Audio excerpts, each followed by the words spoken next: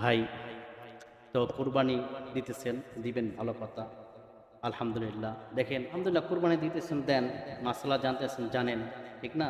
কিন্তু আমাদের এই বাংলাদেশে অনেক প্রবাসের টাকা দ্বারা কোরবানি হয়। আপনি জানেন না প্রবাসের টাকাটা কত গুরুত্বপূর্ণ, কত পবিত্র। বাংলাদেশের ভিতরে আমি বলি রিক্সা চালক, ভ্যান চালক এবং প্রবাসে যারা আছে, এই ৩ কিসিমের মানুষের টাকা যত পবিত্র, অত পবিত্র আমাদের টাকাও না। কারণ আমরাও ডিউটির ভিতরে ফাঁকিবাজি করি, ডিউটির ভিতরে আমাদের দ্বারাও আমরা করি, করার চেষ্টা, আলহামদুলিল্লাহ আমি করি না, আপনারা বললেন, আপনার আমার হালত আপনারা জানেন, কোনো জুমা আলহামদুলিল্লাহ মিস্টেক করি না, দেশে থাকা সত্ত্বেও, ঠিক না? কি বলেন সবুজ ভাই, সেক্রেটারি সাহেব কি বলেন?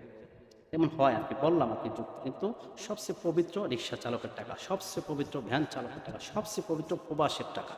প্রবাসের টাকা এক বন্ধবিহীন একটা সেকেন্ডও তারা এদিক সেদিক করে না, কর্মস্থানে একটা মিনিটও তারা ফাঁকি দেয় না। আরে আমরা তো রিক্সা চালাই, ইমামতি এই খতিবগিরি করি, ইত্যাদি যাই করি, আমাদের ভিতরে মোবাইল চালানোর সময় আছে, সুযোগ আছে, বিভিন্ন এই অজুহাত এটা পুরা করার আমাদের একটা অবস্থা আছে। কিন্তু দেখবেন যারা প্রবাসে আছে তাদের, হ্যাঁ, জবাবদেহি ছাড়া একটা মিনিটও তারা, হ্যাঁ, কর্ম থেকে বিরত থাকতে পারে না। সকাল থেকে সন্ধ্যা, আবার বাসায় ফিরলে আবার নিজের পাক নিজে করে, আবার সকালবেলা নিজের পাক নিজে করে খেয়ে দিয়ে নামাজ পড়ে আবার কর্মস্থানে যায়, মোবাইলটা পর্যন্ত চালাইতে পারে। তাহলে তাদের টাকা কত পবিত্র।